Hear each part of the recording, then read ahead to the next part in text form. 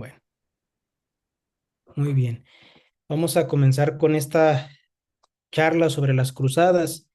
Este, y bueno, aquí traigo una pequeña presentación. Permítame tantito. Espera. Que es un tema muy interesante, porque muchas veces es uno de los temas que más se ataca, digamos, por parte de los, de los enemigos de la fe, ¿no? Es como uno de los puntos donde más nos critican a los católicos. Entonces, precisamente este tema es el que ahorita vamos a tratar, a exponer por la relevancia, por lo importante del tema, ¿verdad? Y bueno, tratar de esclarecer aquí el punto, de ponernos en el contexto, digamos, mm, en el ambiente en el que se desarrolló este acontecimiento y entenderlo mejor. Y aquí hay que aclarar algo que pues nos topamos al estudiar el tema y preparar la plática. El tema de las cruzadas es un tema muy amplio, ¿verdad? O sea, muy amplio. De hecho, la bibliografía nos da para toda una vida, ¿verdad? Y bibliografía especializada, ¿por qué? Porque fue un gran espacio de tiempo, ¿verdad? Es un tema con muchos matices. Sin embargo, vamos a tratar de concentrarnos en lo más importante.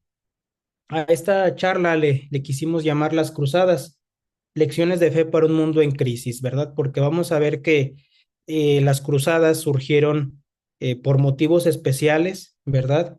Y en su momento fue la respuesta de la iglesia a los problemas que se daban. Digamos que el subtítulo sería del Deus Vult medieval a la llamada de Cristo en nuestra vida cotidiana. O sea, hoy en pocas palabras hablaremos de las cruzadas y trataremos de resumirlo y pues para quienes hayan estudiado este tema, que en lo personal a mí me apasiona muchísimo, ¿verdad? Y yo creo que quizás alguno de los espectadores también.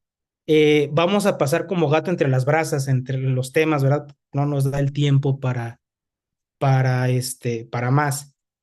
Y entonces, ¿qué sucede aquí con las cruzadas? Cuando escuchamos esta palabra, cada quien puede pensar en algo distinto, ¿no? Habrá quien escucha cruzadas y dice, ah, templarios, espadas, guerras, uniformes bien padres, ¿no? O una escena de una película que vio, de una serie, una batalla épica con caballería, con arqueros, con todo el aparato que conlleva Hollywood, ¿no? Pero detrás de esas imágenes, de lo que hemos visto en internet, de algunas frases ahí motivadoras, hay un acontecimiento real que marcó profundamente la historia de la iglesia y de Europa, ¿no? O sea, a partir de las cruzadas, la historia de la iglesia fue distinta y en alguna forma ese acontecimiento construyó la vida que llevamos el día de hoy. Aquí viene el primer punto, las cruzadas no nacieron de la nada. No fue como que el Papa estaba un día ahí en el Vaticano y dijo, ah, ¿qué hacemos? Ah, ya sé, vamos a hacer unas cruzadas. No, ahí no fue un capricho, no fue un plan improvisado. Hubo muchas circunstancias de fondo que lo provocaron.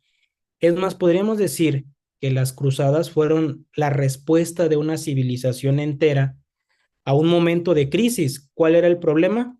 Los cristianos en Oriente estaban en peligro en sus vidas, ¿verdad? Jerusalén, la ciudad santa, tierra santa, estaba en manos de los musulmanes. Y entonces los peregrinos que querían visitar Belén, Jerusalén, la Palestina, pues se topaban con que cada vez era más difícil y peligroso ir.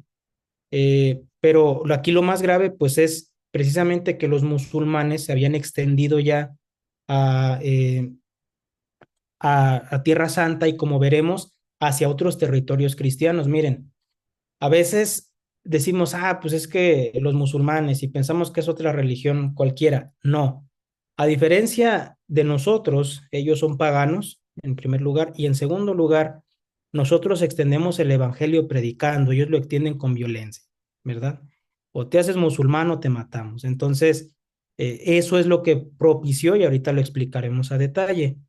Entonces, para comprender bien lo que significaron las cruzadas, necesitamos viajar a la época que las vio nacer, que es la Edad Media, porque si no, si no entendemos cómo pensaban los hombres y mujeres de ese tiempo, qué valor le daban a la fe y lo que significaba Tierra Santa para ellos, vamos a juzgar con ojos del siglo XXI lo que solo se entiende en clave del siglo XI, ¿verdad?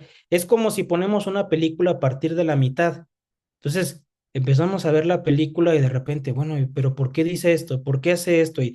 Y pues no, tienes que verla desde el principio para que la entiendas. Así sucede con la historia. Es más, en 400 años, a lo mejor van a decir, ah, la gente del 2025 solamente veía TikTok y se la pasaba en una pantalla. No es cierto, no es cierto. Que si es lo más común, sí, pero no todos. Y no podemos juzgar con un hecho aislado, todo lo que conlleva nuestra sociedad tan compleja. Entonces, en esta plática vamos a ver 4 puntos, ¿verdad? Eh, Primero, vamos a ver la Edad Media para poder entender el contexto de las cruzadas, vamos a verla muy brevemente. Después veremos la primera cruzada, que es la más importante, ¿verdad? Con el llamado de un papa, el Beato Urbano II, y la conquista de Jerusalén en 1099. Luego veremos las demás cruzadas y por qué, y ahí explicaremos por qué es la primera cruzada y las demás cruzadas, ¿verdad? Porque son muy distintas. Y finalmente, pues una conclusión práctica. ¿Qué sigue? ¿Qué nos toca el día de hoy? ¿Qué nos enseñan las cruzadas para la vida en que vivimos, para la crisis de nuestros tiempos? Y creo que si los cruzados vieran la vida que llevamos, pues no, se vuelven a morir, ¿verdad? Entonces, entremos de lleno al tema, ¿verdad? Eh, que es la Edad Media. Entendamos qué es la Edad Media. Miren, la Edad Media hay que entender que se divide en 3 partes, ¿verdad?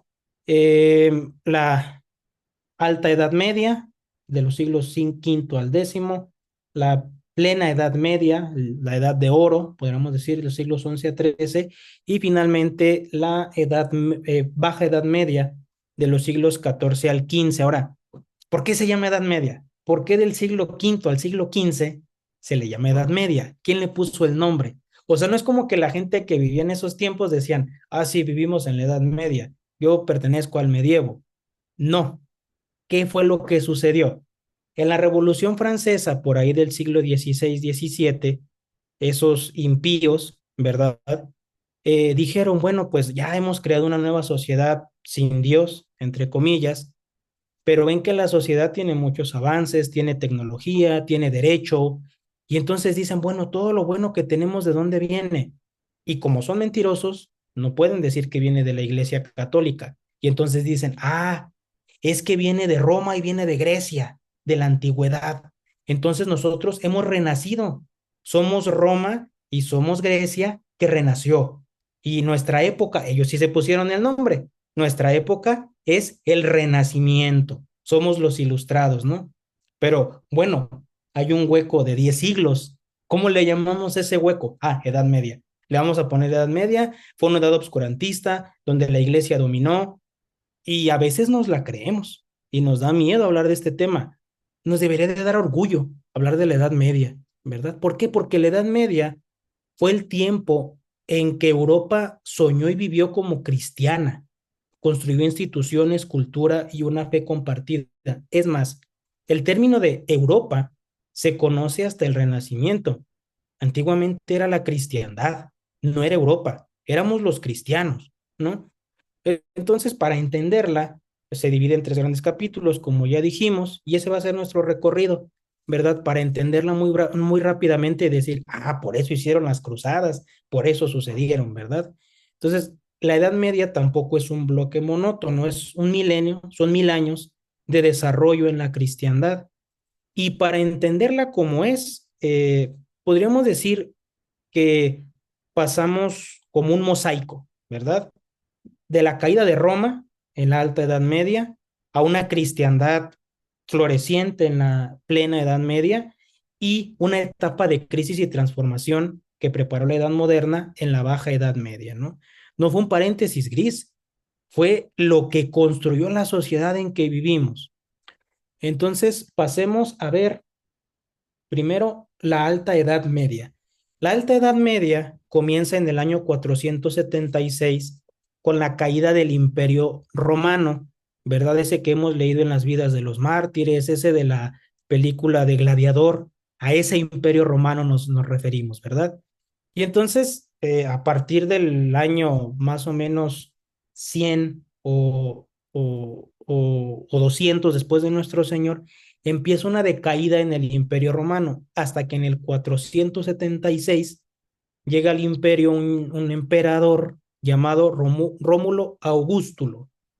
¿Por qué Augustulo? Quiere decir el pequeño Augusto. ¿Por qué? Porque era un muchacho de 16 años, enclenque, débil, al que manejaban todos, ¿verdad? Y entonces llega un jefe bárbaro, es decir, un jefe de una tribu nórdica llamado Odoarco, y dice, ¿sabes qué?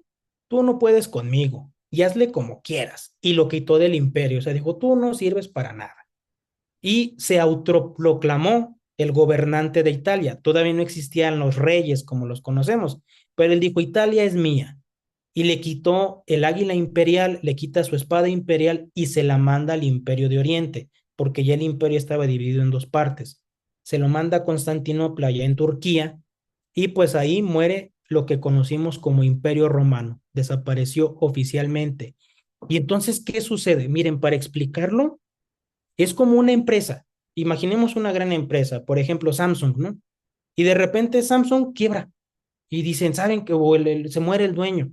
Y de repente dicen los ejecutivos, ¿saben qué? Cada quien hágale como quiera. Ya no hay presidente, ya no hay nada. Agarren lo que hay en la empresa, escritorios, mesas, materiales, y ustedes denle por su cuenta. Entonces los diversos territorios, ya no hay emperador. ¿Qué hacemos?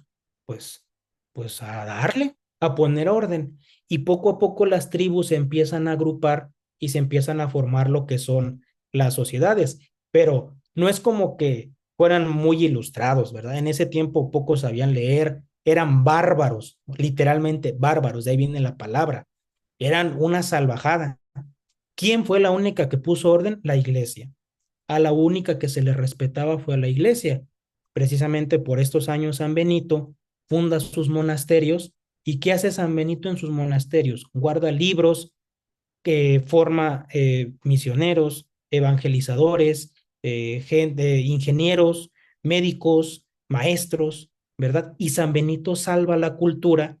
Y entonces, en medio de este caos, los monasterios fueron foco de cristiandad. Esto pasa en el 476. Hasta por ahí del año 800 hubo un gran hombre, Carlomagno, literalmente un gran hombre. O sea, estaba alto, estaba muy fuerte, ¿verdad? Y pues él como que puso orden acá en la zona de las Galias, que hoy conocemos como Francia, y entonces pues él se dio cuenta de que la iglesia realmente era quien ponía orden, y entonces va con el Papa León XIII y le dice, oiga, pues es que tenemos que poner orden en estos territorios, ¿verdad? Y la noche de Navidad del año 800, pues sucedió algo que marcó la historia, ¿verdad? El Papa toma una corona de oro y se la pone y lo nombra emperador de romanos. No era un gesto cualquiera, era como decir, Roma otra vez vuelve a renacer, pero ahora bajo la cruz de Cristo. Ahora es el Papa quien pone al emperador. Ahora es el Papa el quien dice quién gobierna. Ya no es un imperio pagano. Roma ya es un imperio cristiano. Y entonces Carlomagno se convirtió en el gran protector de la iglesia y empezó a defender la fe contra enemigos externos, los sajones paganos más al norte, los musulmanes acá en España, ¿verdad? Los lombardos en Italia, y pues con Alcuino, uno de sus secretarios, fundó escuelas, mandó la copia de manuscritos porque no había imprenta, ¿verdad? Agarró un montón de empleados y ahora le pónganse a copiar libros, tenemos que culturizar todo lo que tenemos, todos aprendan latín para que pues, todos hablan un idioma distinto, necesitamos un idioma universal. Además, pidió que se uniformara la liturgia, no lo impuso, se lo pidió al Papa con todo respeto. Por favor, que la misa, que el breviario se rece de la misma forma en todos lados. Y pues él con los monasterios extendió la cultura. Su reinado no fue perfecto, O sea, tampoco es San Carlomagno, aunque algunas diócesis sí lo tengan como San Carlomagno, ¿verdad? Pero sí, sí señaló él algo, que era posible reconstruir la cristiandad, lo que conocemos como Europa, ¿no? Y entonces, después de siglos de fragmentación, fue el único que dijo, sí se puede, sí podemos organizarnos, sí podemos hacer que la iglesia se dedique a su oficio, que es salvar almas, ¿no? Entonces, bajo la cruz de Cristo, Carlomagno empieza un nuevo proyecto romano. Y es como llegamos a la plena Edad Media, que es el esplendor de la cristiandad, con el siglo, entre los siglos XI y XIII, ¿no? eh, Fue la cosecha de todo lo que Carlomagno, de que todo lo que los papas anteriores hicieron. La cristiandad vive un apogeo espiritual, cultural y político. La población crece, ¿verdad? Se desarrollaron técnicas de agricultura, como la irrigación, como todas las cuestiones científicas para sembrar mejor. Se crean las universidades, se construyen las catedrales y sobre todo, toda la cristiandad está unida. O sea, todos somos cristianos, ¿verdad? Así vivas en las Galias, o en Hispania, o en Inglaterra, o en Noruega, somos cristianos, todos somos cristianos. Servimos al único rey que es Cristo nuestro Señor. Y fíjense, qué incongruencia, ¿no? No, pues la época, la Edad Media es una época oscurantista y, no, hombre, la iglesia, ¿para qué? Y todos esos viajan a Europa a ver lo que la iglesia oscurantista construyó, ¿verdad? Todos, todos. Porque las obras góticas, porque esas grandes catedrales son fruto de la Edad Media oscurantista. Oxford, París, todas las universidades son fruto de esta época. En esta época vive San Bernardo, Santo Tomás de Aquino, San Buenaventura. Entonces, en la Edad Media Europa vivió como cristiandad, ¿verdad? Y aquí precisamente es donde surgen las cruzadas que ahorita vamos a retomar, pero ahora entendemos por qué fue posible que se dieran las cruzadas, porque era una sociedad cristiana, todo un continente cristiano, ¿verdad? Y dividamos, ¿verdad? Políticamente, la cristiandad estaba organizada como sociedad feudal. ¿Qué es lo que sucedía? Había un rey, ¿verdad? Y los diversos territorios tenían un señor, un conde, un varón, un duque, y ese conde, ese varón, ese duque le juraba lealtad a su rey y el rey le juraba lealtad al papa y el papa pues tenía lealtad con Dios. Entonces políticamente todo estaba construido en base a la iglesia, en base a la fe. Espiritualmente todo era fe, ¿verdad? Construían catedrales, hacían peregrinaciones, fiestas religiosas. Toda la vida social giraba en torno a la fe. Culturalmente nacen las universidades, los grandes doctores, y la cristiandad unida trabajaba bajo la dirección del Papa como cabeza espiritual. Aquí es donde surgen las cruzadas, ¿no? Entonces, las cruzadas no nacieron de la nada, fueron el fruto de una Europa plenamente cristiana, donde fe, cultura y política se entendían como un proyecto cristiano, ¿verdad? Queremos hacer lo posible para que las almas se salven. Viene la Baja Edad Media, ¿verdad? No termina en paz y en calma, termina en medio de pruebas muy duras, ¿verdad? Este, eh, por ahí del año 1300, la cristiandad entra a un tiempo de crisis que pareció derrumbar lo construido por siglos, ¿verdad? Pero bueno, esas pruebas solo hicieron que la iglesia se transformara. Eh, Aquí hubo varios factores, ¿verdad? Entre muchos vamos a señalar solamente tres. Primero la peste negra. En 1347, unos barcos que llegaron de Oriente traían una enfermedad con las ratas, ¿verdad? La peste negra. Y pues pongámonos en su época, nos tocó vivir el COVID, ¿verdad? No, no, no. Aquí estamos hablando de una verdadera peste. O esta sí fue una epidemia. Pueblos enteros desaparecieron, así de la nada. O sea, no sé, de repente la gente sabía que a 3 kilómetros había dos pueblos y en 3 años desaparecieron. Todos se murieron. O sea, no sobrevivió nadie, ¿verdad? En 4 años, en 4 años, la peste barrió con casi todo el continente. Murió un tercio de la población. O sea, murió mucha gente. Imaginemos las calles llenas de cadáveres, aldeas desiertas y el miedo total. O sea, porque ¿quién se salva de la enfermedad? Pues nadie. Ahí es cuando surge aquella imagen de los que se ve como unas máscaras negras con un pico largo, ¿verdad? Y era que para poder respirar y no contagiarnos, ¿verdad? Pero aquí otra vez brilla la iglesia. En medio del horror, solo la iglesia se mantuvo firme. ¿Quiénes cuidaron a los enfermos mientras todos huían? Frailes, monjas, sacerdotes. Nacieron los hospitales, nacieron las cofradías. ¿Qué eran las cofradías? Las cofradías es, nos organizamos todos para darle de comer a los enfermos. ¿Por qué? Porque no pueden ir a trabajar, no pueden sembrar, no pueden cosechar. Entonces la peste fue un golpe muy fuerte, pero despertó una espiritualidad más profunda, donde la gente empezó a mirar de frente y a buscar a nuestro Señor. La peste mostró lo peor del miedo humano, pero también lo mejor de la fe. Ahora, por si fuera poco, ¿verdad? Durante la peste negra, un poquito antes, un poquito después, se da la guerra de los 100 años. ¿Qué sucede? Que muere el rey de Francia, ya tenían rey, ¿verdad? Los franceses, sin herederos.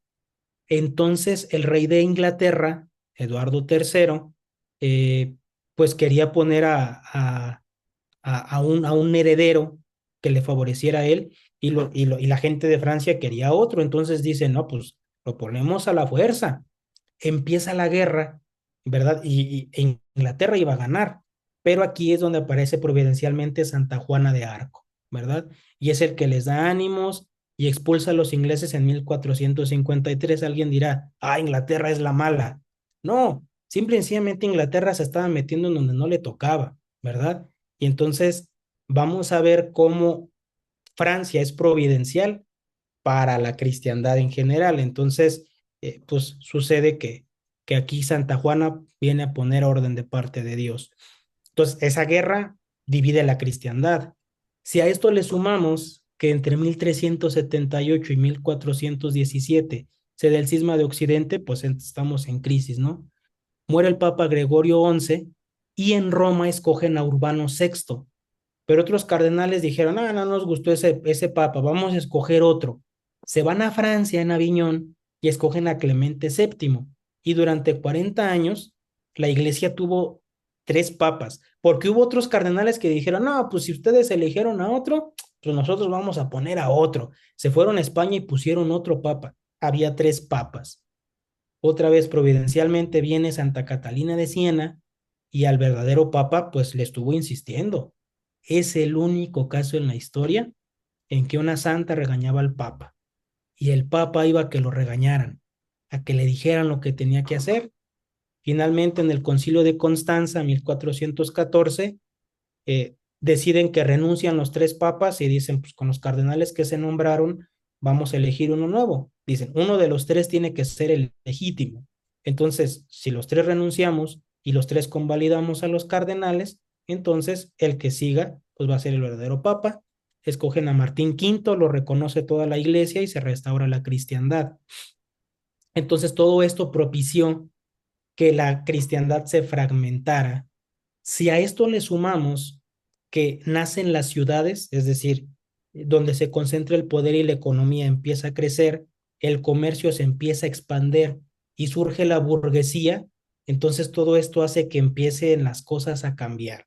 Y fue el hervidero para que surgiera el Renacimiento. Claro, hay más factores, no es del caso aquí tocarlos, no nos da el tiempo, pero ahora podemos entender cómo en la Alta Edad Media surge la primera cruzada. La primera cruzada, ¿verdad? Fe, espada y Jerusalén, así de sencillo, ¿verdad? Entonces, perdón, la primera cruzada no brotó de un capricho ni de una aventura militar improvisada, fue la respuesta de la cristiandad a un problema práctico, ya lo habíamos dicho anteriormente, ¿verdad? Eh, para esto, pues hay que recordar, como decíamos, que eh, pues ese imperio romano que conocíamos, que en Occidente ya desapareció, en Oriente no. En Oriente ellos siguieron, ¿verdad? Siguieron teniendo un emperador, un vasto territorio gobernado por un solo hombre, pero recordemos que hay el cisma de Oriente, ¿verdad? Ellos dicen que el Padre y el Hijo no procede, que el Espíritu Santo no procede del Padre y del Hijo, más bien disfrazaron su separatismo político con una cuestión doctrinal ¿verdad? Se separan de Roma y ellos hacen vida por su lado. Pero ¿qué sucede? Que el Islam está creciendo allá y les está haciendo la guerra. Y entonces sucedió que los turcos selyúcidas empezaron a avanzar en el Asia Menor, empezaron a avanzar en África, ¿verdad? Y pues les quitaron las grandes llanuras donde ellos cultivaban, les quitaron tributos y pues también malos manejos en el gobierno que empieza a pasar que el Imperio Bizantino ya no tiene un ejército como tal. Lo que hacen es contratar mercenarios para hacer las guerras, pero pues no podían contra los turcos, porque los turcos sí estaban unidos por la fe, al igual que la cristiandad en Occidente lo estaba, los orientales no. Y entonces llegó el punto en que el emperador oriental, Alejandro I Comneno, ve que dice, ya no podemos, o sea, yo ya no puedo.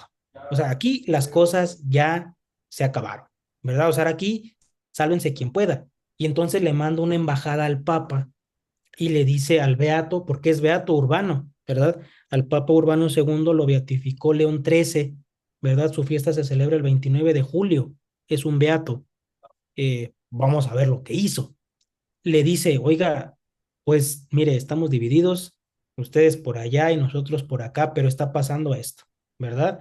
Los turcos nos tienen rodeados, Jerusalén está en manos de ellos, ¿verdad? Y si no nos ayudan, nosotros nos vamos a perder. Y el Papa dice, ok, muy bien. Entonces, ¿qué es lo que quería Comneno? Comneno quería que le mandaran, pues no sé, unos 4,000, 5,000 caballeros de élite a los que le iba a pagar para que le ayudaran a hacer la guerra. Y el Papa dijo, no, no, no, no, aquí vamos a hacer las cosas bien, ¿verdad? Y entonces el Papa se va a Francia, empieza a visitar las diversas diócesis y convoca un concilio en Clermont, que es la imagen que vemos, para el año 1095. Ahora, ¿por qué Urbano II es un beato y por qué hizo esto? Bueno, Urbano II eh, no, no fue un sacerdote ordinario, él era monje, ¿verdad? Él entró como benedictino, entonces él entra al gran monasterio de Cluny. Cluny era el gran monasterio de Europa, ¿verdad? Era como el que movía prácticamente la cultura y la economía de Europa.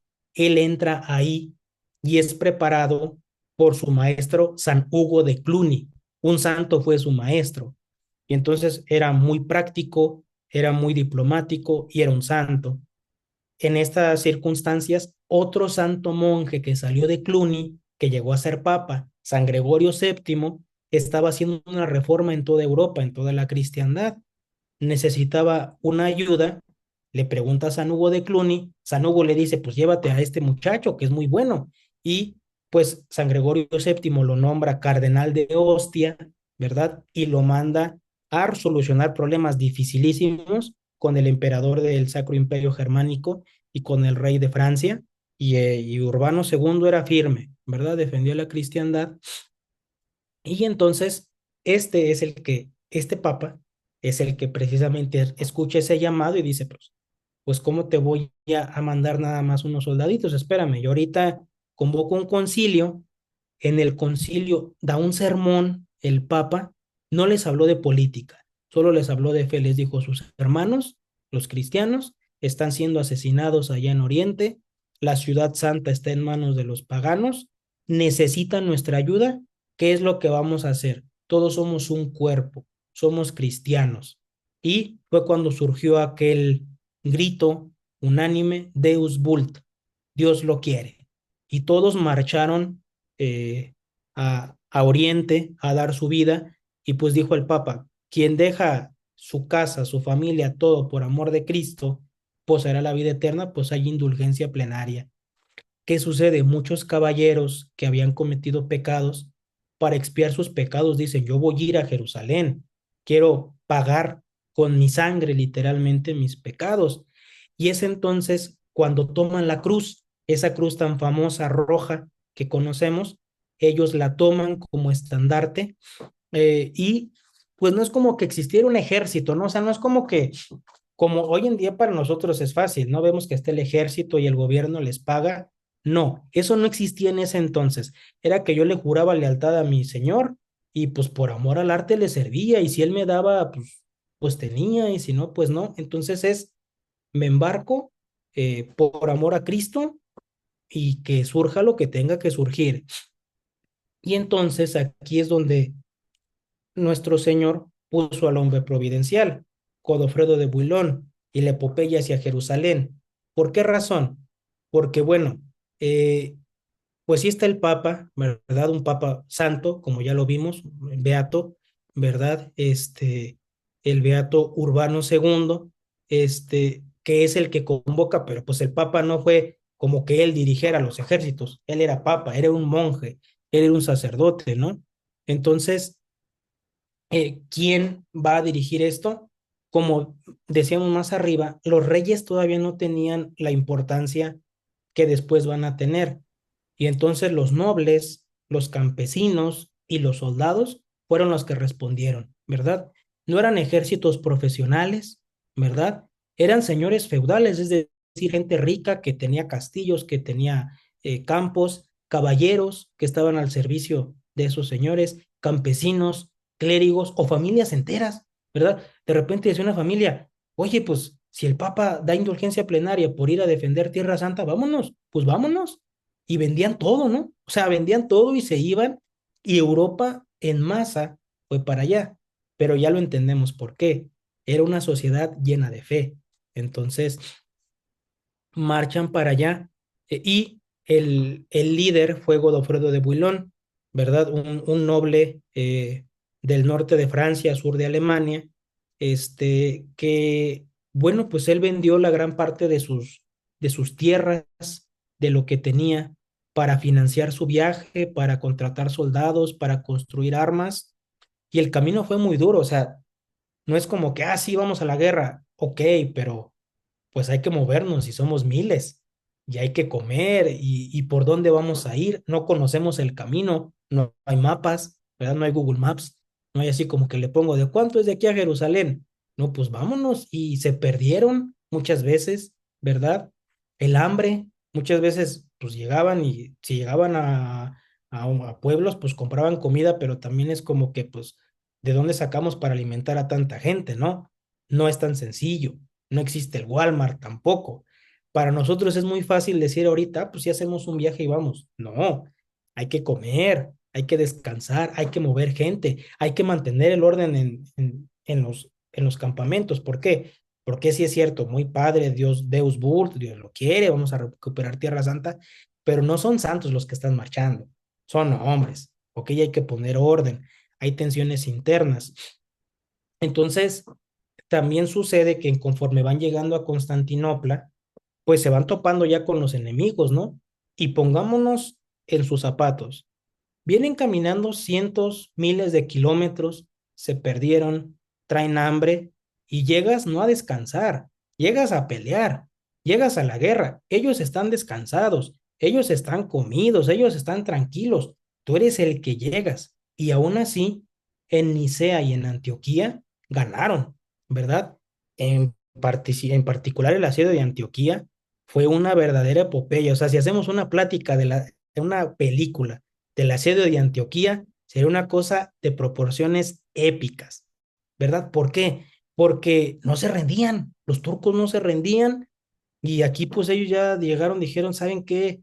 Vámonos, o sea, ya no se puede, y encuentran la lanza de nuestro Señor en una capilla abandonada, encuentran la lanza de Longinos, y entonces dijeron, Dios lo quiere, vamos a pelear. Se entusiasmaron, la fe de estos soldados renace, y pues esa fe fue la que les dio fuerzas, ¿verdad? Y ganaron, ¿verdad? Entonces, pues aquí Godofredo era el que llevaba todo, era un caballero ejemplar, valiente, piadoso, generoso, como pudiéramos decir, era el ideal, ¿verdad? O sea, desinteresado. Dicen que era un líder, ¿verdad? Un gran líder. ¿Por qué? Porque daba ejemplo. Antes de pelear, siempre se hincaba a rezar, ¿verdad? Siempre se hincaba a rezar. Nunca fue injusto, era piadoso, era justo, era bueno. Ellos sabían que su espada solo se usaba para la obra del bien, ¿verdad? Solo se usaba para, pues, el servicio de la iglesia.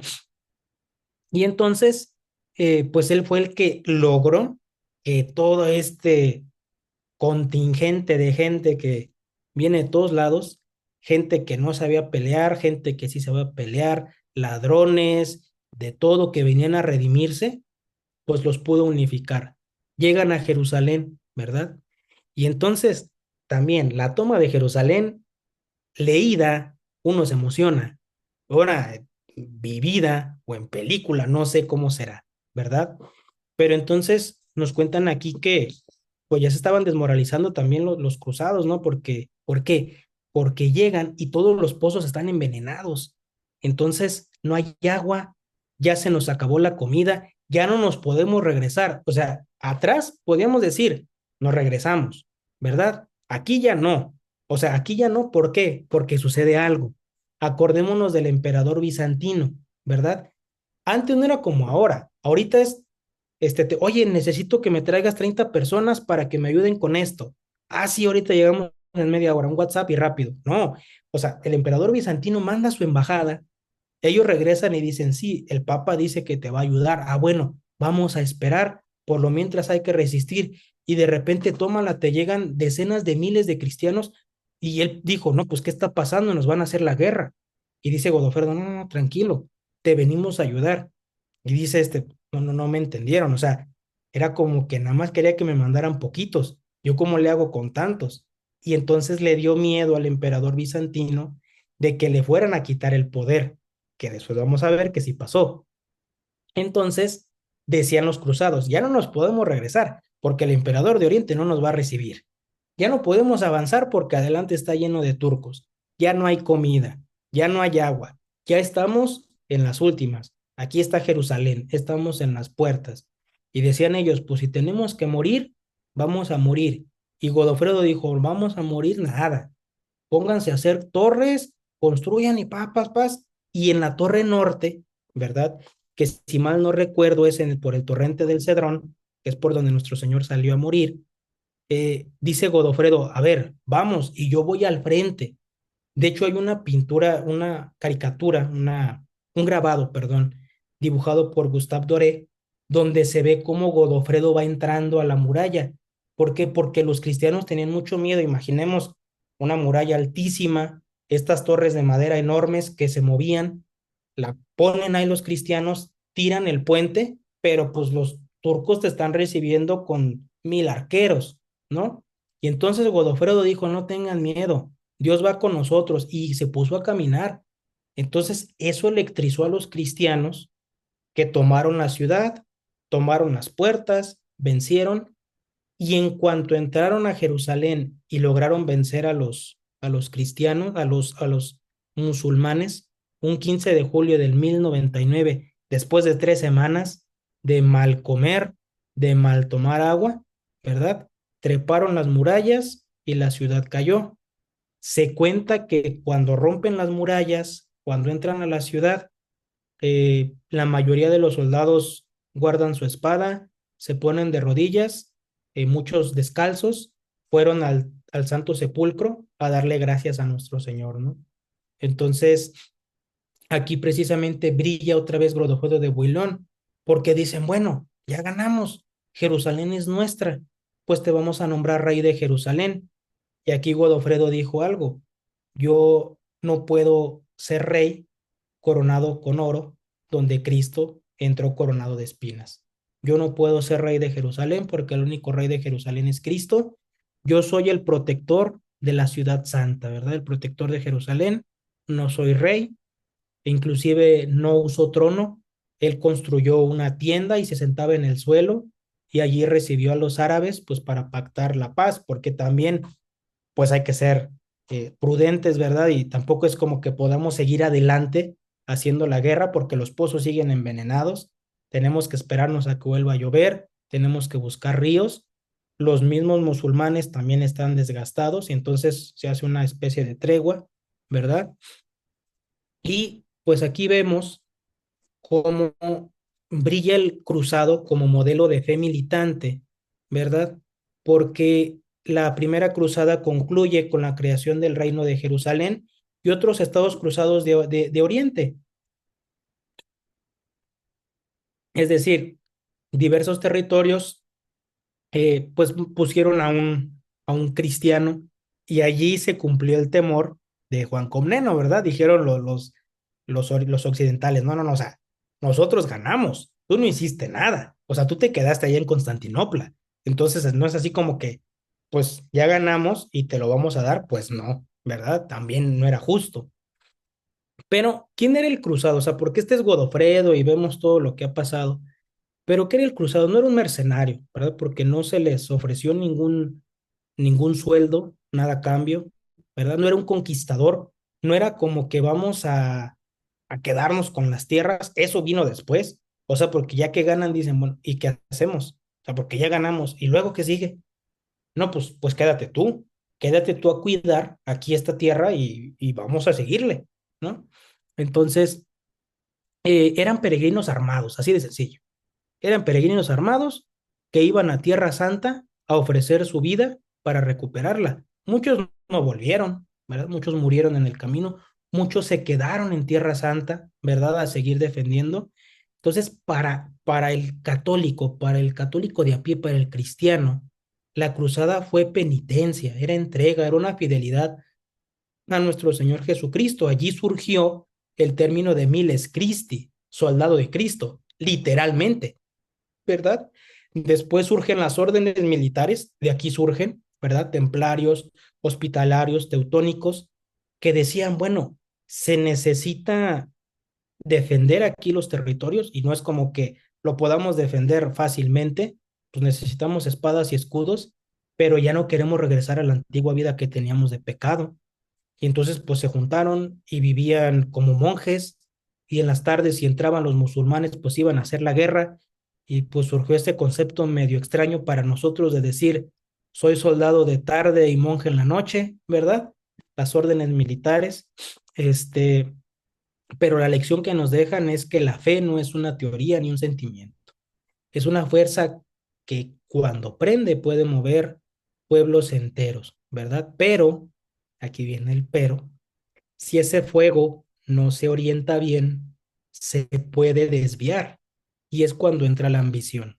El cruzado fue un cristiano que tomando en serio el evangelio dejó todo por Cristo, incluso su vida, y ese espíritu sin espada, pero con la misma fe es el que necesitamos hoy, ¿verdad? A veces decimos, no, pues hay que ir a hacer esto, no, pues es que estoy cansado, no, pues es que esto, es que lo otro. Oye, ellos dejaron sus casas, o sea, recorrieron toda Europa a pie. Muchos ni siquiera llegaron a Tierra Santa. Es más, muchos ni sabían que era Tierra Santa, porque los que no sabían leer, pues les decían, oye, vamos a ir a donde murió Cristo. Pues vamos, ¿no? Pero no sabían ni a qué se referían. Esa fue la primera cruzada. Vienen las cruzadas restantes, ¿verdad? Que estamos hablando segunda, tercera cruzada, la cuarta, que ahorita vamos a ver, ay, ay, ay, la quinta, la sexta, la séptima, la octava, y pues la única que funcionó fue la primera. Entonces, son luces y sombras, como lo vamos a ver, ¿verdad? Viene las cruzadas de la esperanza frustrada, porque viene la segunda cruzada de 1147 a 1149. ¿Por qué? Porque dijeron los cristianos, sí funciona, o sea, esto sí sirve, pues vamos más. ¿Y a quién le encargan la segunda cruzada? Eh, a un santo, San Bernardo de Claraval. El Papa Eugenio III le pide la ayuda a San Bernardo. ¿Por qué? Porque habían creado el condado de Edesa, ¿verdad? Una ciudad de Tierra Santa, había caído en manos de los musulmanes y entonces piden ayuda y dicen, ya no podemos, necesitamos más ayuda. San Bernardo se pone a predicar, pues, imaginemos la predicación de San Bernardo, volvió a vaciar toda Europa y los mandó otra vez a pelear para allá, ¿verdad? Y en Beceley en 1146 frente a multitudes y el mismo rey habló con tal ardor que dicen que la misma gente se arrancaba la ropa para tejer cruces y en ese momento irse, ¿no? Y entonces era como que, bueno, está bien el ardor, pero vamos organizándonos. Fue un desastre militar. O sea, fue mucha fe, San Bernardo movió multitudes, pero fue un desastre militar. Mal organizados, ¿verdad? y en Anatolia los vencieron. Entonces el entusiasmo espiritual se topó con la debilidad humana. No basta la buena voluntad, ¿verdad? Entonces después le reclamaban a San Bernardo, oye, pues tú predicaste y decías que Dios lo quiere. Sí, yo abrí la boca, yo hablé y yo prediqué la cruz, pero si la victoria no vino, quizás es porque Dios nos quiere recordar que no basta el fervor, hay que tener pureza de vida. Y ustedes en la expedición cometieron muchos pecados, fueron desobedientes y soberbios. Entonces, esta segunda cruzada nos enseña que ni la santidad ni gritar Dios lo quiere basta, ¿verdad? O sea, no basta eh, no basta el entusiasmo, ¿verdad? Hay que hacer las cosas bien, hay que ser santos.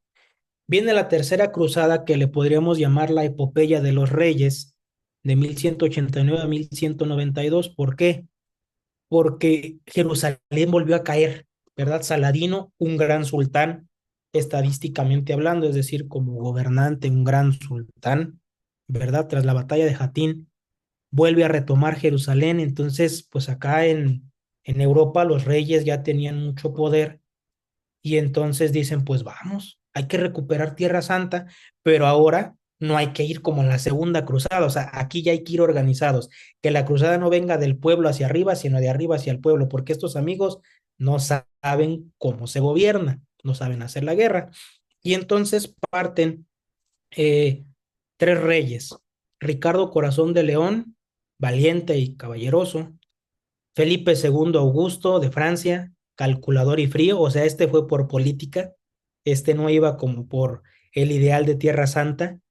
Federico Barbarroja, que iba más como por expiar sus pecados, ¿verdad? Aquí caso curioso, Federico Barbarroja no llegó a Tierra Santa, se ahogó antes, ¿verdad?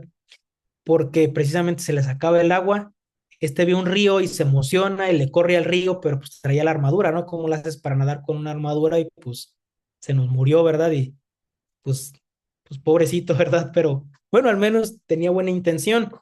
Felipe II se regresa y al final solamente llega Ricardo Corazón de León.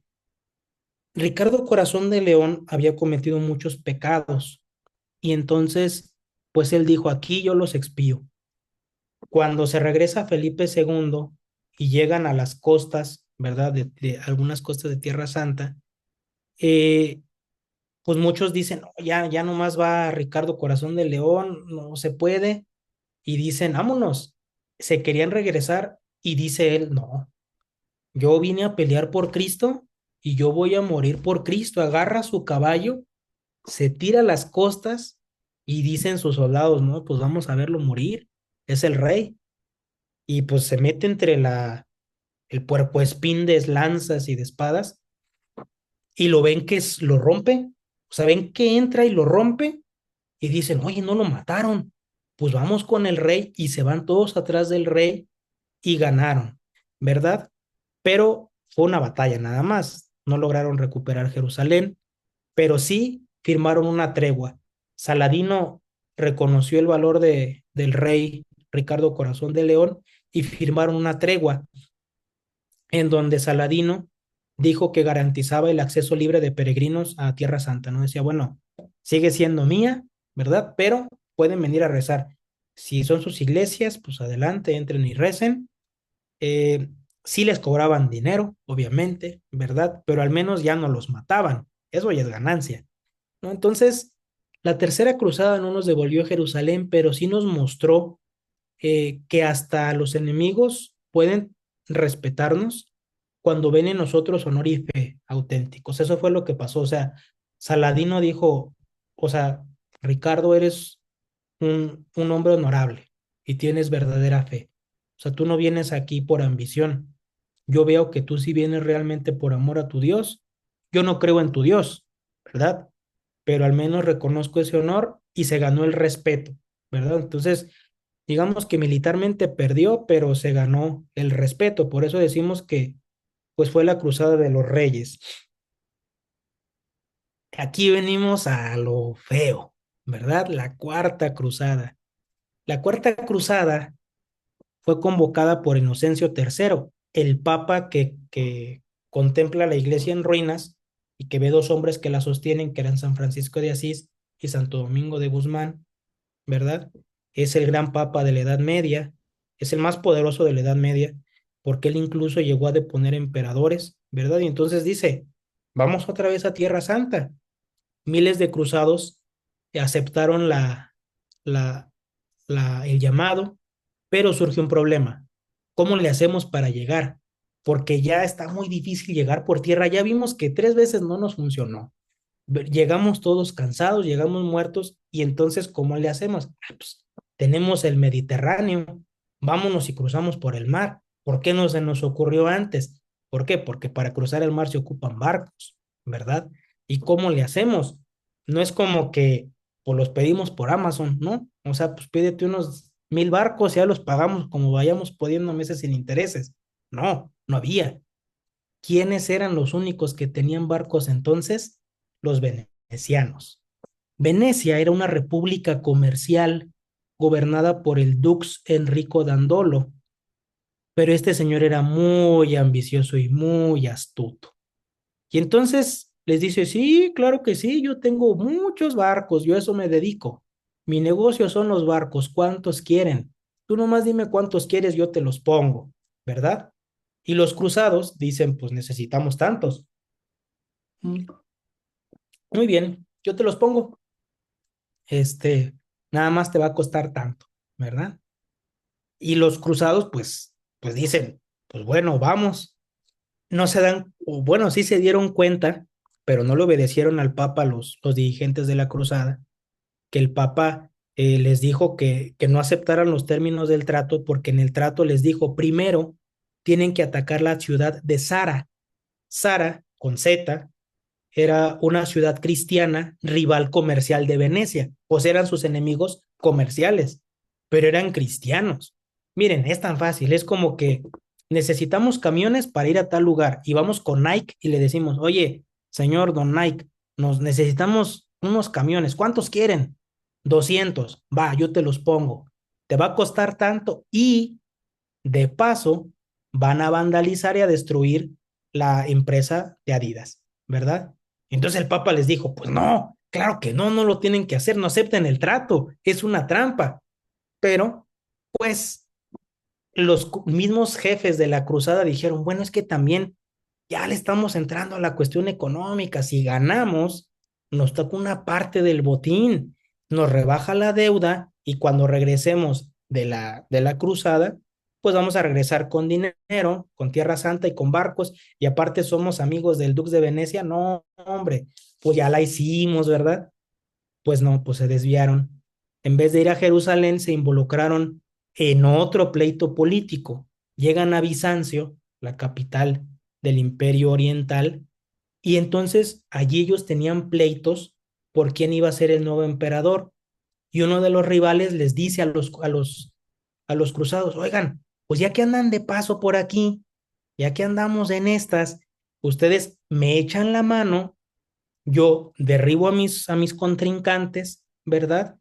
Y entonces yo les pago y hago que el cisma se acabe. Los griegos van a regresar a Roma. Y dijeron otra vez estos, no, pues mira, no, hombre, ya la hicimos. Mira, ya tenemos dinero, ya tenemos barcos, ya tenemos un aliado comercial. Ahora este emperador nos va a deber un favor y aparte va a regresar a Roma. Imagínate, vamos a llegar con el papa y le vamos a decir, sí, no le hicimos caso, pero mire, ya regresaron los griegos, ya recuperamos Jerusalén y además traemos dinero. Pues se desviaron del ideal, ¿verdad? No obedecieron al papa, saquearon Constantinopla, es decir, le hacen la guerra a otra ciudad cristiana, el que les había dicho que les hicieran el favor no les pudo pagar, y entonces profanaron iglesias, se robaron reliquias, y la ciudad más santa de la cristiandad oriental fue destruida por soldados cruzados. Algo que ni siquiera nos podíamos imaginar más arriba en la plática, ¿verdad? Estamos hablando de santos. Y entonces la cuarta cruzada nos enseña que cuando la cruz se arrodilla ante el oro, deja de ser cruz y se convierte en moneda. Y pasa esto. Entonces, fue la peor de todas las cruzadas. Y pues después de esto, pues ya, ¿qué más podía malir sal? Dicen por ahí, ¿verdad? Eh, pues intentaron nuevas expediciones, la Quinta Cruzada buscó atacar Egipto, fracasó. La Sexta en 1228, dirigida por el emperador Federico II, logra entrar a Jerusalén, pero más por diplomacia que por armas. O sea, este amigo llega y con dinero y te doy esto y hacemos esto. Sí, pero pues no funcionó. Viene la séptima y la octava en el siglo tercero, ¿verdad? Que fueron lideradas por San Luis IX, y San Luis muere precisamente intentando liberar Túnez, ¿verdad? Aquí, fíjense cómo, aunque seas santo y aunque hagas las cosas bien, eh, pues vas con hombres. Sucede que por malas estrategias militares, pues San Luis encabezaba el ejército, ¿verdad? Pero cometen un error los capitanes y San Luis queda rodeado y lo secuestran. Entonces, híjole, ¿y ahora cómo le hacemos? Secuestraron al rey. No, pues ya habían tomado Damieta, que era una isla, una ciudad, perdón, y les dicen los turcos, pues regrésenos Damieta. Pues ni modo, con todo el dolor de nuestra alma, pero pues ya vencimos y ganamos, pero ahí va de vuelta. Entonces, aquí se enferma el rey y muere. Precisamente aquí San Luis recupera la corona de espinas, ¿verdad? Después de una módica cantidad de dinero que le pidieron los árabes, recupera la corona de espinas y la historia de las cruzadas termina en 1291 con la caída de San Juan de Acre, el último bastión cruzado en Tierra Santa, ¿verdad? Aquí ya, pues cae esta fortaleza y la cristiandad nunca más volvió a recuperar Jerusalén. En 1291 se acabó ese sueño, ¿verdad? Después viene la caída de Constantinopla. Esta caída de Constantinopla, que nos puede dar pie para otra plática, cierra el camino para ir a Oriente y obliga a los imperios más fuertes, que es España y Portugal, a buscar un nuevo camino para ir por especias a la India. Y entonces en el camino se topan con América. Pero bueno, ese es otro punto que se relaciona con el tema, pero mucho más después. Sin embargo, el espíritu cruzado no desapareció. Fíjense cómo aquí estamos hablando de franceses, de ingleses, de alemanes, y de repente dice uno, ya caray, ¿y España? ¿Dónde quedó España? Porque pues los españoles eran los más piadosos. ¿Dónde quedó España? Ah, pues sucede que España tenía su propia cruzada, ¿verdad? Los árabes, los musulmanes, habían tomado casi toda España y los españoles tenían su propia cruzada. O sea, los españoles no fueron a las cruzadas porque ellos vivían en una cruzada. O sea, ese es otro punto y aparte, 800 años que ellos solitos pelearon contra el Islam y en 1492 recuperan todos los territorios, ¿verdad? Y entonces el ideal del cruzado no termina, sino que se regó por toda Europa. Y vamos a ver, o bueno, después se puede ver en la historia de la iglesia cómo vienen las guerras contra los luteranos, contra los hugonotes, y dicen, pues vamos a pelear por Dios y por la patria. Y aquí es por la patria, porque empiezan a surgir los reinos tal cual los conocemos. Entonces, las cruzadas posteriores que estamos viendo nos muestran un abanico completo. El ardor espiritual de San Bernardo, el heroísmo de Ricardo Corazón de León, la corrupción en la Cuarta Cruzada y la perseverancia final de los santos. O sea, San Luis Rey de Francia dijo, vamos a morir, vamos a fracasar, pero ya estamos aquí, ya no me puedo echar para atrás. Y allí murió, ¿verdad? Entonces, no fueron una sola cosa, fíjense cómo son diversos matices y es un espejo de lo que somos los hombres, capaces de llegar a la gloria más alta cuando trabajamos por Dios, pero capaces de la ruina más vergonzosa cuando nos dejamos llevar por la ambición, ¿verdad? Entonces, las cruzadas posteriores, las últimas, nos enseñan que el heroísmo y la corrupción conviven en la historia, ¿verdad? O sea, y que perder no es una derrota, porque sirve de ejemplo para los que vivieron y murieron por Cristo. Ahora sí que aquí aplica aquella frase, si ellos pudieron, ¿por qué yo no? porque no podemos ser cruzados por nuestro Señor. Ahora, eh, ya no podemos, bueno, hemos recorrido 1000 años de historia. Ya hablamos de la Edad Media, cómo Europa forja una sociedad cristiana, cómo la primera cruzada encendida por un beato se consuma con la toma de Jerusalén, cómo después todas las cruzadas fracasan, aunque hubo heroísmo, aunque hubo santidad, también hubo desvíos vergonzosos. ¿Qué aprendemos? Que cuando la fe se vive en serio, es capaz de mover pueblos y levantar civilizaciones, pero también que cuando cede al error y a la ambición, la gloria se corrompe y se convierte en ruina. La historia no es un cuento de buenos y malos, eso sí hay que entenderlo, ¿no? O sea, es el campo donde se decide si servimos a Cristo o al mundo, porque podríamos decir, no, pues es que el Beato Urbano II fue bueno, y los musulmanes nos van a decir fue malo, ¿verdad? No, Juan Conmeno fue bueno porque vino a pedir ayuda, sí, vino a pedir ayuda, pero luego les negó la ayuda a los cristianos allá y hubo traiciones y son seres humanos, o sea, son seres humanos, estas cosas pasan. Ahora, nosotros ya no podemos salir a predicar, agarrar 30,000 cruzados y a dónde vamos, o sea, ¿a quién hacemos la guerra? ¿Contra quién peleamos? ¿O qué? ¿A quién hay que pegarle o qué? Pues es que aquí le pegamos. Hay que mirar al presente, a nuestra cruzada, ¿verdad? Hoy no podemos tomar la espada, ¿verdad? Porque ¿para qué la tomamos? ¿Contra quién vamos a ir a pelear? ¿Verdad? Pero sí hay que tener el mismo ardor. La batalla ya no está en la Jerusalén de piedra, sino en la Jerusalén espiritual, la fe de nuestras familias, la pureza de nuestros hijos, la integridad de la iglesia, ¿verdad? Allí está el problema. Vivimos tiempos en que muchos ya no llaman al error por su nombre, ¿verdad?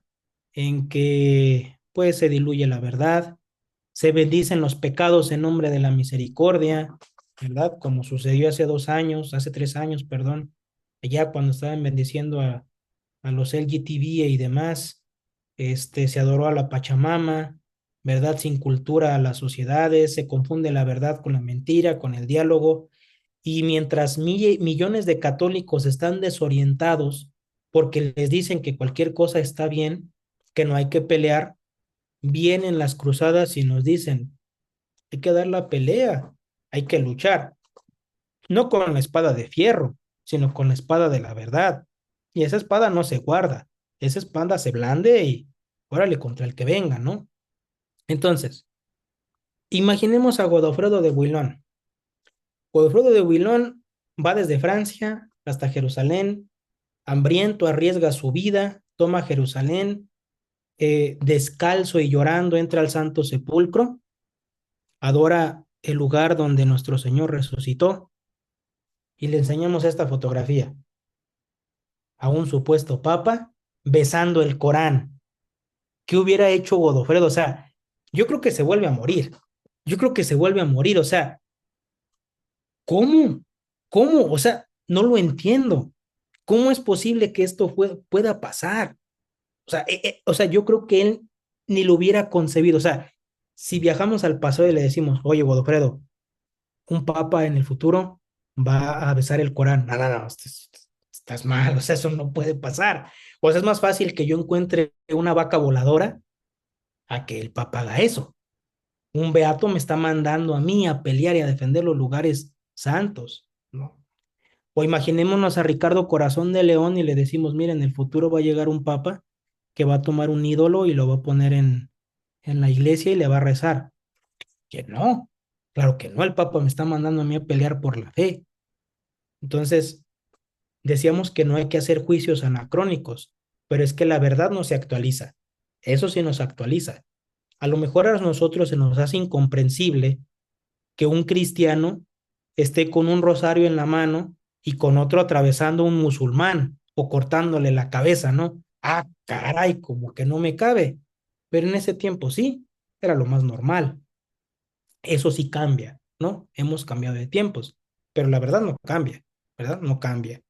Entonces, pensemos un momento, ¿qué hubiera pasado si el Beato Urbano, o qué pasaría si el Beato Urbano II llega y escucha hablar o predicar a uno de los obispos modernistas?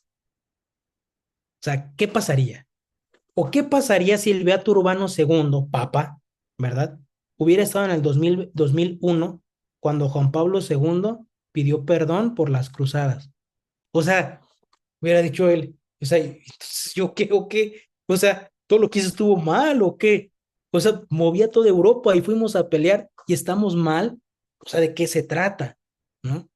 Entonces, no, eso de decir resignémonos, no levantemos la voz, hay que dialogar con el error. Si ellos hubieran obrado así, Jerusalén nunca hubiera vuelto de manos cristianas, ¿verdad? Pero Urbano II era un papa y habló como papa, ¿verdad? Y hay que hacer esto y vamos a tomar esa decisión. Hoy en cambio vemos a un supuesto papa besar el Corán, un libro que niega que nuestro Señor Jesucristo sea hijo de Dios, que niega la Santísima Trinidad y salieron a defenderlo. No, es que es un gesto de veneración, de respeto que se utiliza ya en Oriente. Pues sí, ¿y qué pasaría si en vez de musulmanes fueran satánicos? Él a poco besaría una imagen de Satanás solo porque ese es el respeto. No, eso es un acto de apostasía. Él abandonó la fe católica y allí está la imagen, ¿verdad? Porque no es que no sabía, ¿cómo no va a saber? ¿Cómo no va a saber el Papa? O sea, no, no, no, no. Este gesto es una imagen que nos pinta al vivo lo que es el modernismo y que si lo contraponemos a las cruzadas, el modernismo es un veneno que mata a las ovejas, ¿verdad? Esta actitud no es católica, es ambigua, es débil, es peligrosa y se parece más al relativismo de los renacentistas que le pusieron Edad Media a la época de oro de la cristiandad, ¿no? ¿Cómo llamar misericordia, acariciar el error? ¿Cómo decir que es pastoral besar el libro que niega la divinidad de nuestro Señor? Eso es traición. El cruzado prefería morir antes que ceder un palmo de tierra santa. Hoy se le entrega a los altares porque le habló a los budistas, a los musulmanes, para que pusieran su altar, pusieran sus falsas imágenes en el altar.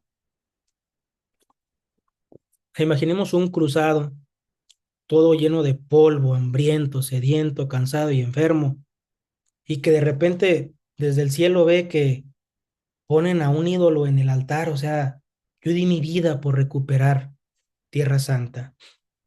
Entonces, la lección que nos deja las cruzadas, pues es una tarea, ¿verdad?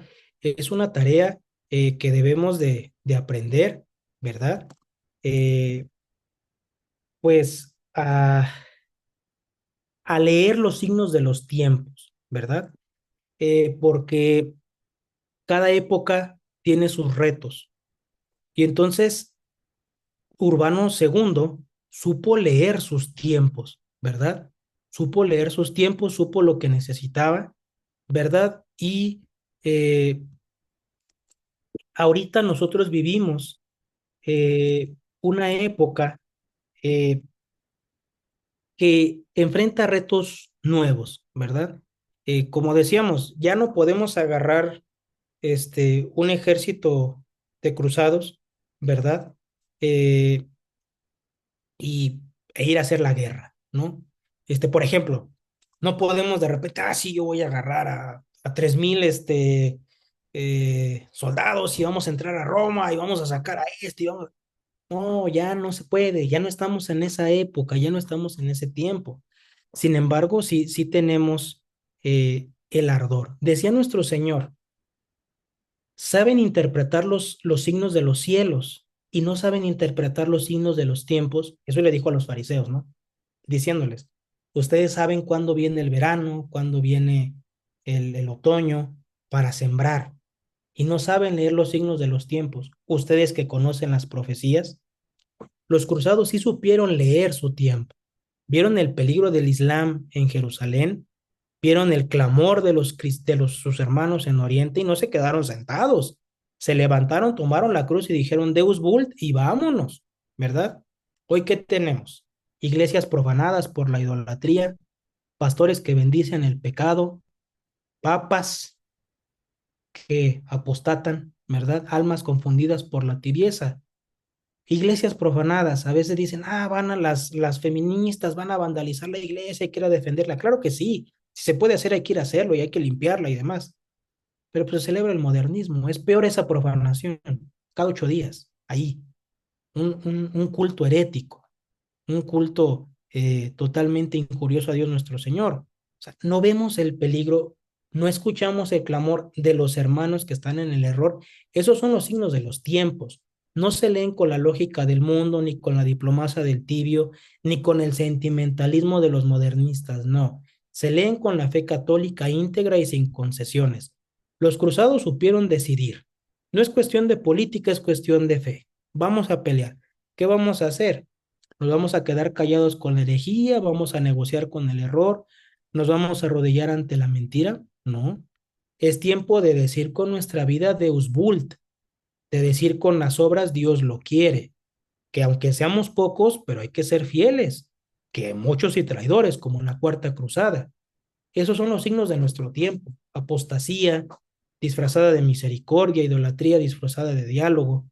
Y nuestra respuesta debe de ser la misma que la de los cruzados: fidelidad absoluta a Cristo, aunque nos cueste la vida, como sucede en África, como sucede en Corea, como sucede en China, ¿verdad? Es lo que hay que hacer, es lo que hay que hacer, como dijo San Vicente de Lérins: la fe como te la dieron, así consérvala, no le cambies ni una coma, ¿no?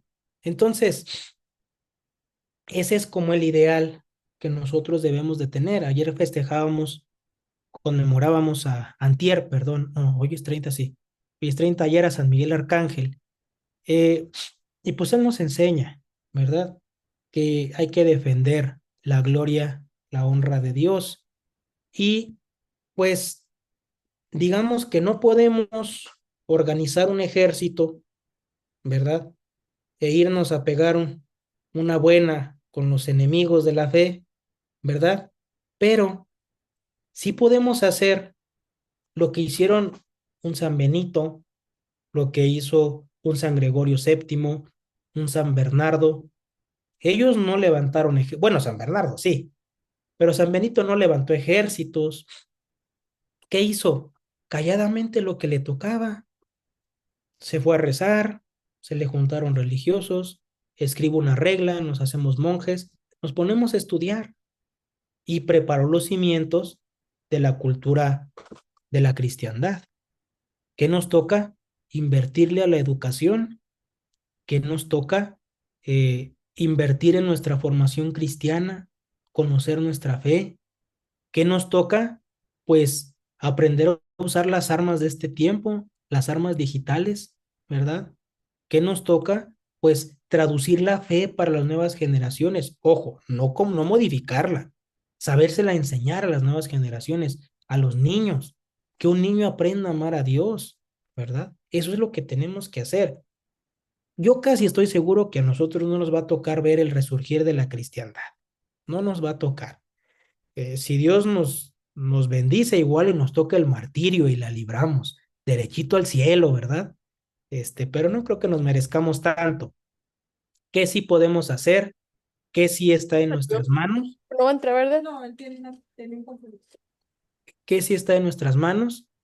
Pues hacer que las generaciones que vengan puedan hacer algo por la iglesia, que esos niños que ahorita les enseñamos a amar a Dios, al rato sean un Beato Urbano segundo, al rato sean un Godofredo, ¿verdad? A ellos les tocará, a ellos les tocará, pero pues a nosotros nos toca vivir en una época de crisis, y pues tenemos que hacer lo que se hizo en la Edad Media, en una época de crisis también, pues eh, procurar que Cristo reinara en los corazones, y de los corazones reinó en la sociedad. Entonces, creo que eso es lo que nos toca, ese es el mensaje que nos dejan los cruzados, que pues dejaron todo, y en la Edad Media pues formaron una civilización obscurantista y todo, y ahí van, todos ellos que le llaman obscurantista, van a Europa, ¿no? A ver esa civilización obscurantista. Qué curioso, ¿verdad? Qué curioso. Entonces, bueno, pues esto es en grandes rasgos pasamos como gato entre las brasas todos los temas, ¿verdad? Y creo que nos extendimos, pero era necesario. Y ahora, cuando nos digan, las cruzadas, no entiendes de qué se trata. O sea, no nos debe dar vergüenza, no nos debe dar miedo, nos debe dar alegría, orgullo y vergüenza. Pero vergüenza de que no somos como ellos, ¿no? No de que se hizo. O sea, de que se hizo, qué bueno, ¿verdad? Pero pues no, si reviven los cruzados, se vuelven a morir si nos ven. Entonces, pues estas son las cruzadas. Este es el mensaje que nos dejan y espero que haya sido de instrucción. No sé si hay espacio para preguntas o ya la concluimos, no sé qué es lo que siga. Padre, como, bueno, primeramente una disculpa, se me prendió el micrófono ahorita. Este, pues como usted la vea, padre, claro que sí, si usted lo permite, lo cree prudente, hay espacio para preguntar. Nos quedan como 20 minutos, así que. Sí, sí, está bien, no sé si ahí hay alguien que tenga preguntas, algo por ahí. Sí, Sí. Ajá, mi padre, hola, soy Memo. sí, Buenas noches, padre. buenas noches. Eh, Hablaban pues es leyenda negra, ¿no? Si las cruzadas siempre nos las pintan como bárbaras y sangrientas y como la iglesia mala, pues, ¿no? Pero me imagino que la Guerra Santa tiene reglas, pues no es nomás salir a defender una causa cristiana nomás porque sí, o que todo se vale, ¿no? Porque sí, a veces es difícil entender la guerra porque pues hubo mucha muerte, hubo mucho pillaje, hubo muchas violaciones, hubo muchas cosas terribles.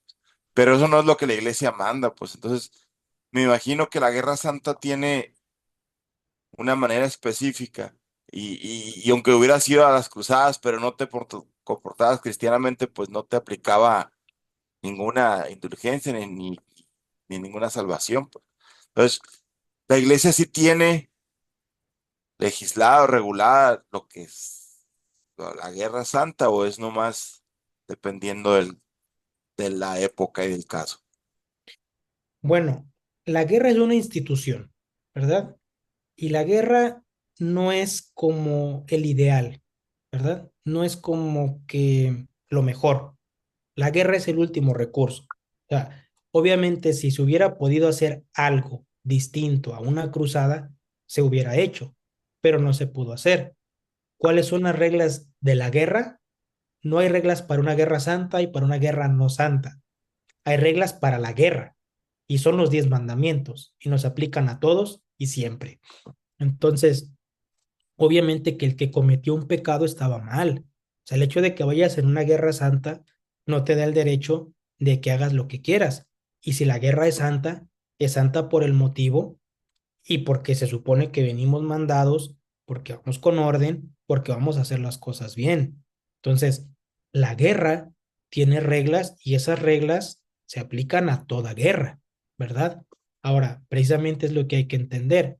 En el tiempo en el que se dieron las cruzadas, la guerra era una institución ordinaria, ¿verdad?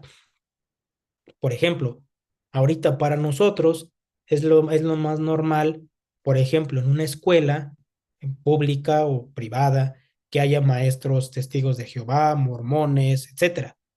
En ese tiempo era impensable, o sea, no podía ser, o sea, no les cabía en la cabeza.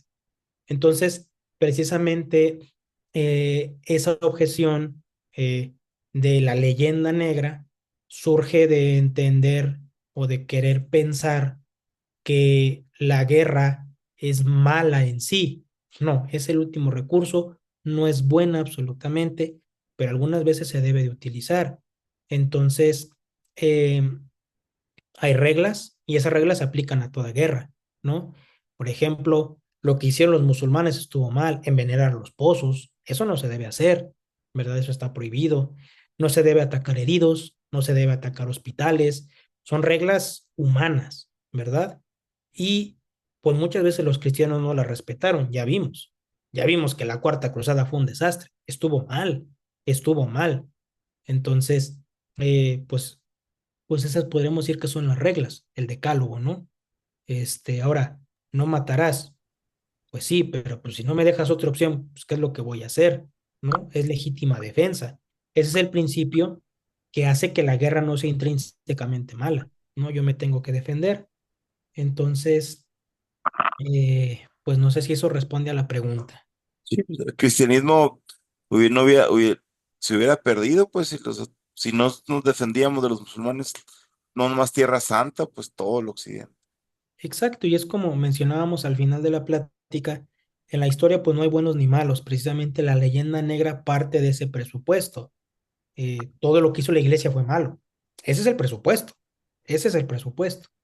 Entonces, no, no, ¿verdad? Ahora, ¿por qué Godofredo no es un santo? Híjole, pues, porque para llegar a ser un santo es un camino muy largo, ¿verdad? Muy largo, y muy fácil el proceso rebota, ¿no? Entonces, si mal no tengo entendido, en algunos lugares de Oriente sí es San Godofredo. O sea, algunas iglesias de Oriente sí lo veneran como San Godofredo, pero la Iglesia Universal no. O sea, no es como que un papa lo haya canonizado.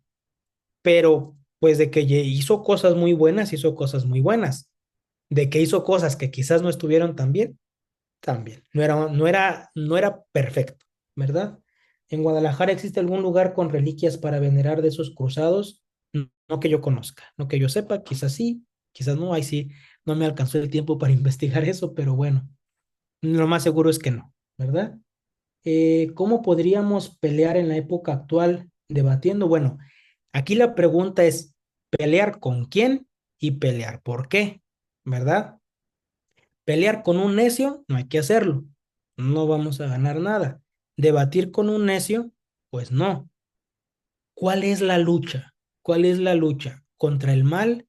No, yo personalmente, y esto es mío, padre Fernando, yo pienso que la lucha está en sembrar el bien en los niños, en la juventud, en la gente de buena voluntad. Allí es donde está la lucha. Eso es lo que nos toca, ¿verdad? Así es como podemos cooperar, así es como podemos luchar contra el error, contra el pecado en nuestras propias vidas, ¿no? Porque precisamente la primera pregunta creo que complementa la respuesta de esta. La guerra santa no justifica todo. Entonces, sí, yo quiero defender la vida, yo quiero defender esto y lo otro, pero si en mi vida privada ofendo a Dios, pues no hay congruencia, ¿verdad? No hay congruencia. Entonces, creo que la verdadera lucha está en ser santos y que se note que somos santos. Obviamente no voy a andar, sí, miren, yo soy un santo, imítenme. No, la santidad se nota, la virtud se percibe y eso es lo que se necesita. Eso es lo que se necesita. Este, ser cruzados, pues literalmente en la vida, ¿no? Pues cada quien carga su cruz, ¿verdad? Cada quien en su misión tiene mucho que hacer, ¿verdad? Y si dicen cuál es la lucha, bueno, pues díganme cuántas universidades católicas tenemos, ahí está nuestra lucha, cuántas preparatorias, ahí está nuestra lucha. ¿El gobierno nos deja tener escuelas católicas? No, ahí está nuestra lucha, ¿verdad? Esa es nuestra lucha, ¿verdad? Porque recordemos, las cruzadas no salieron de la nada, o sea, no estaba el Papa sentado así, voy a hacer una cruzada. No, fue el fruto de siglos de esfuerzo, de civilización, de cristianización. ¿Dónde está nuestra lucha? En, eh, pues, en esa cristianización. ¿Qué libros recomiendo en lo personal? Así se llaman Las Cruzadas de Michaud, así como se escucha, Michaud. Es la enciclopedia de las cruzadas, o sea, son dos libros gruesototes así grandotes, ¿verdad? Son, en mi punto de vista, los mejores. Cualquier manual de historia de la iglesia también puede servir, ¿verdad? Yo en lo personal recomiendo el del cardenal Hergenrotter, un cardenal alemán, son 11 tomos, este, están en internet de manera digital, este, son los que yo recomendaría, también están los libros del padre Yorca, pero son los que recomiendo. Si ven algún libro que diga Las Cruzadas en Amazon, no lo compren, no lo compren. O sea, no, no, hay que leer algo especializado. Quizás si el tiempo nos da, pues podríamos escribir uno, pero pues con trabajo pues, podemos preparar una plática. Estuvieron los libros, además, como en los monasterios. A ver, si la continuidad de nuestra religión estuviera en los libros, además de los santos sacramentos y oración, como en los monasterios, ¿cuáles son los que debemos de leer de cajón? La Sagrada Escritura, el Evangelio, la imitación de Cristo, introducción a la vida devota, este, La subida del Monte Carmelo de San Juan de la Cruz, El secreto admirable del Santo Rosario, Perfecto devoto de María, pues esos libros, ¿verdad? No, no hay que leer mucho. A San Francisco de Asís le bastó con escuchar un evangelio, ¿no? Y lo tomó literal, vendió todo y siguió a nuestro Señor. O sea, tampoco es como que tengamos que leer mucho. Con que leamos el evangelio y lo practiquemos, no necesitamos más, ¿verdad? Entonces, de cajón, el evangelio, la imitación de Cristo son de cajón. O sea, todo cristiano los debe de tener en su estantería, ¿verdad? A veces dicen, "Pa, es que está muy caro, está más cara tu pantalla, entonces no me vengas con que está caro, o sea, no, no, no, no.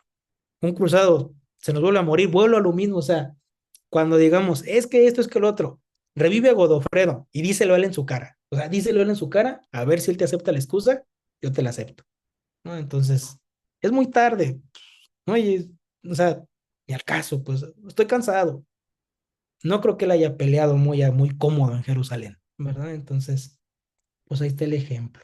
Bueno, parece que son todas las dudas de comentarios. Igual por ahí, si surge algo más, pues por ahí lo respondemos, ¿verdad?